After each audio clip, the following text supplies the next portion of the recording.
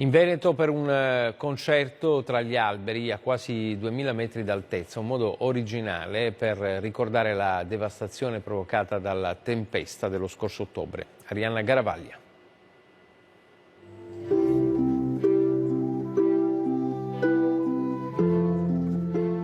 La musica riempie il silenzio dei boschi. A Falcade, nel Bellunese, a 2000 metri d'altezza, va in scena la musica diretta dal maestro Diego Basso.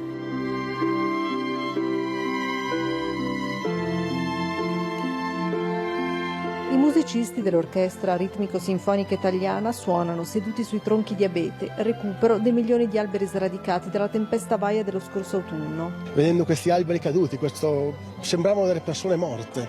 Ci è venuto in mente di stare con gli alberi, stare con quelli che ci donano il legno per fare i nostri strumenti. Un appuntamento con l'arte per raccogliere fondi per i territori colpiti dal violento maltempo che lo scorso ottobre ha devastato le montagne venete.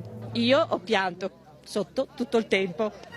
Il pubblico è salito fino qui per ascoltare le voci dei ragazzi dell'Art Voice Academy di Castelfranco.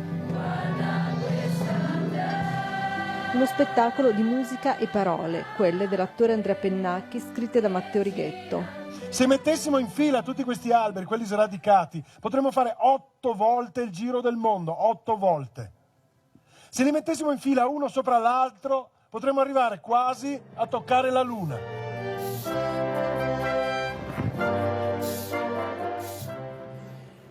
Sono le 20:33, termina qui l'edizione di prima serata del TG1, vi lascio a Te che te che te, questa sera dedicato a due grandi della canzone nel mondo, e cioè Domenico Modugno e Tony Renis. Grazie per la vostra attenzione e buona serata a tutti.